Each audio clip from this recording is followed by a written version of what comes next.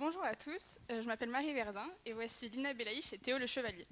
Aujourd'hui, nous allons tous les trois vous présenter le projet que nous avons étudié durant ces derniers mois dans le cadre du projet Édifice. Nous étions accompagnés de Claire Kanakis, une quatrième camarade qui n'a malheureusement pas pu venir aujourd'hui. Cette thèse est menée par Myriam Tidiga au LPC2E, Laboratoire de physique-chimie de l'environnement et de l'espace. Son directeur de thèse est Berthe Gwenaël et ce projet est encadré par Madame Bido Sorita, enseignante au lycée Voltaire. Cette thèse parle des aérosols de la stratosphère. Pour nous rendre compte de l'impact du climat et des aérosols au cours de ces dernières années, nous avons réalisé plusieurs simulations à l'aide du logiciel SimClimat. Tout d'abord, nous avons réalisé une première simulation qui reproduit les conditions climatiques qu'il y avait avant la révolution industrielle en 1750, là où les émissions anthropiques et les émissions émises par l'homme sont donc nulles. On peut voir que la situation climatique reste stable. La température moyenne était alors de 14,4 degrés, la concentration de CO2 de 280 particules par million, et le niveau de la mer 20 cm en dessous du niveau actuel.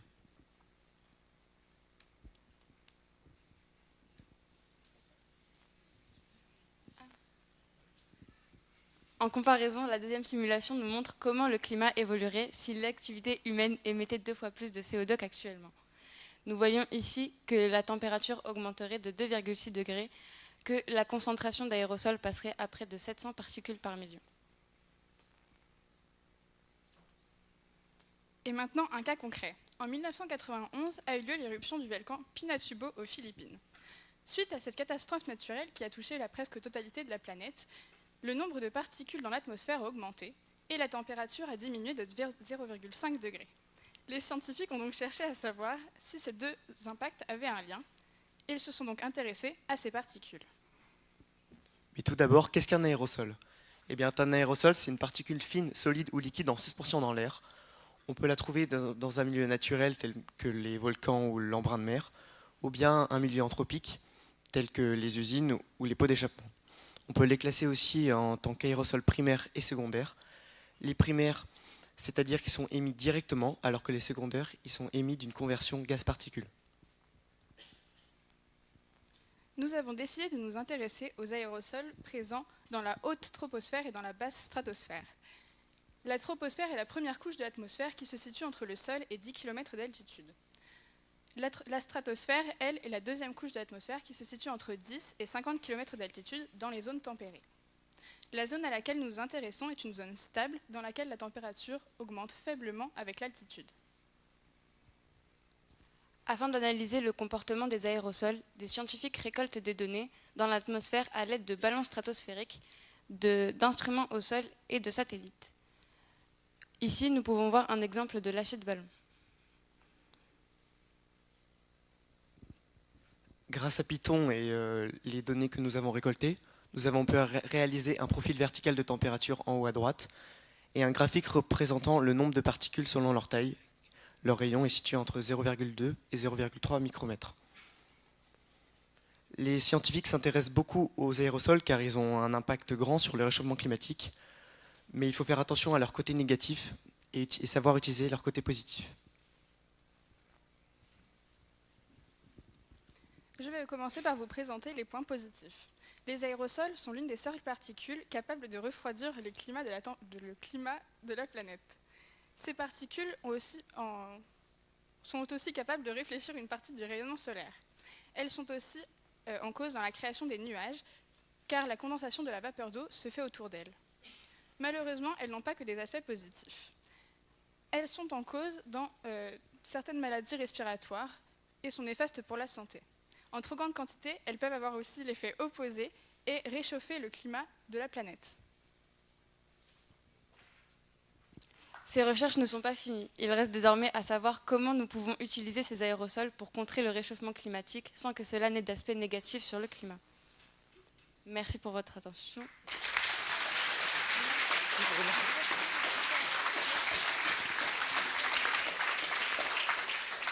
On remercie beaucoup le lycée Voltaire et ses professeurs qui nous ont aidés durant les séances au lycée. Et beaucoup notre doctorante qui a été très gentille et très pour nous expliquer les trucs qu'on ne comprenait pas.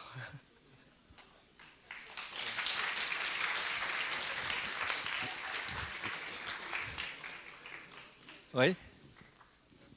Attends, quelqu'un d'autre.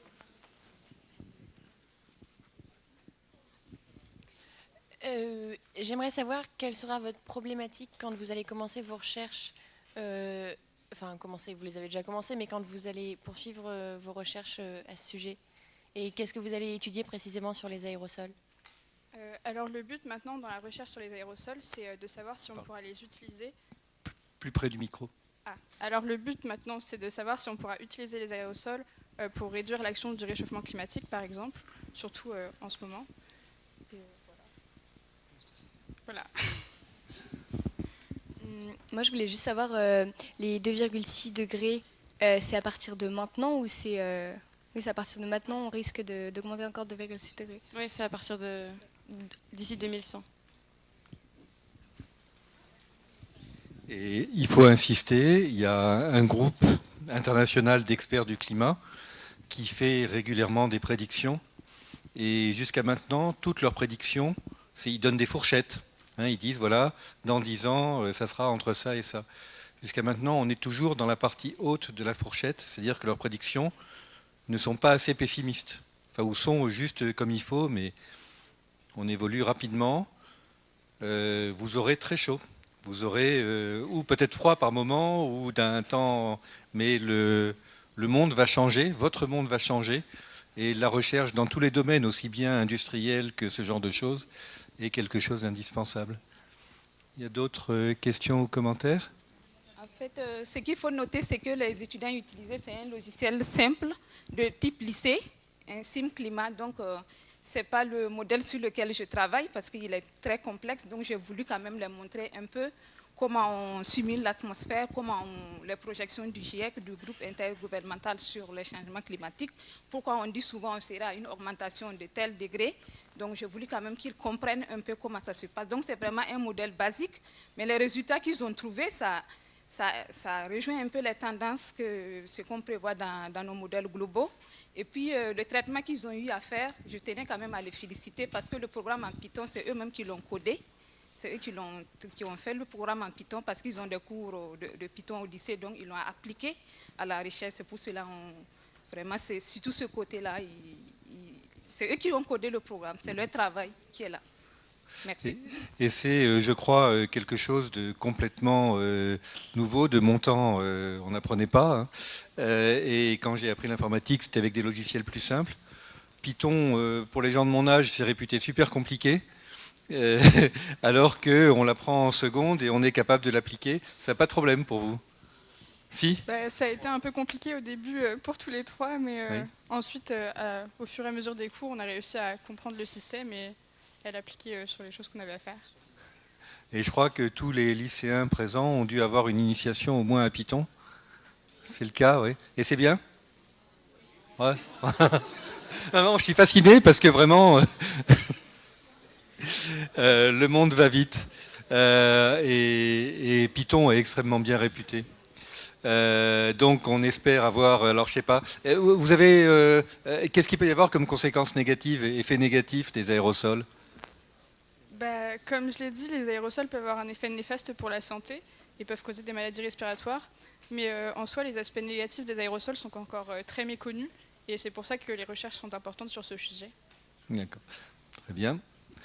S'il n'y a pas d'autres... Si j'allais ajouter un peu, comme oui, Marie l'a vraiment souligné, il y a beaucoup d'incertitudes parce que je pense que dans votre présentation, vous avez parlé d'interaction avec les nuages qu'on n'a pas regardé.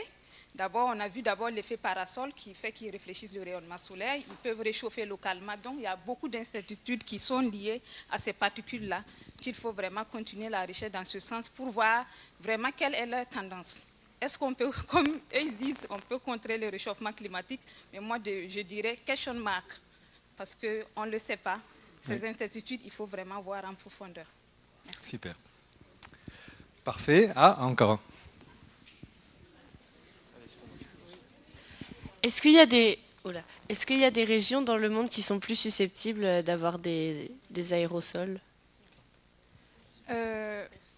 Déjà, les zones les plus polluées ont plus d'aérosols dans l'atmosphère, mais il y a aussi les zones, par exemple, où il y a eu des éruptions volcaniques, comme je l'ai montré pour Pinatubo aux Philippines. Et par exemple, en ce moment, en Inde, c'est là où il y a énormément d'aérosols dans l'air à cause de la pollution. Et ça se distribue à travers le monde, donc il ne faut pas penser que ce qui se passe en Inde ne nous concerne pas. Bien, merci encore. Non ? Hop.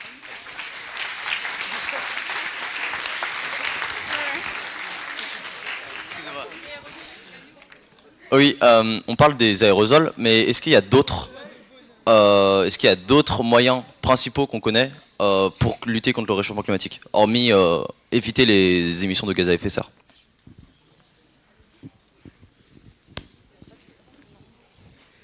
Il y a beaucoup de thèses là-dessus. Non, mais je pense. Oui. Non, mais il y a d'autres études en tout genre. Par exemple, stocker le gaz carbonique, essayer de stocker le CO2 dans le sol, donc au BRGM en particulier, ça s'étudie beaucoup. Il y a des moyens comme ça, mais le moyen principal, c'est effectivement d'arrêter de faire des bêtises. Oui. Hein? En fait, Bon. il y a la géo-ingénierie, mais il faut faire très très attention, parce que quand on dit que les aérosols, ça, comme ils l'ont dit au début, on a quand même un grain d'espoir. On s'est dit que il y a une tendance au refroidissement, mais quand ces aérosols-là sont dans la stratosphère, par exemple, ce qu'il a dit, c'est une couche, la stratosphère, c'est une couche qui est stable. Donc ces aérosols, ils ont un effet réchauffant dans la stratosphère. Donc, souvent, ceux qui font la géo-ingénierie se disent non, bon, peut-être pourquoi pas mettre beaucoup d'aérosols sur la Terre et puis voir, on ne peut pas avoir l'effet inverse. Mais il faut voir que ces particules aussi, il y a l'effet réchauffant qui est là. Donc, il y a d'autres moyens, même stocker le carbone, mais quels sont les effets après? Parce que le système climatique, il est très complexe. Donc, c'est des interactions avec beaucoup d'autres gros systèmes qu'on ne va pas... entre d'autres systèmes. Donc, c'est vraiment très, très complexe. Donc, ce qu'on voit vraiment, la voie, la plus sûre, c'est vraiment réduire les émissions. Il faut qu'on essaie de réduire les émissions. Donc, réduire ces émissions, c'est vraiment à l'échelle même de l'individu. Donc, voilà, c'est tout le monde qui est appelé pour pouvoir... dans ce phénomène de changement climatique. Voilà. Bien, on va avancer, hein. Désolé, mais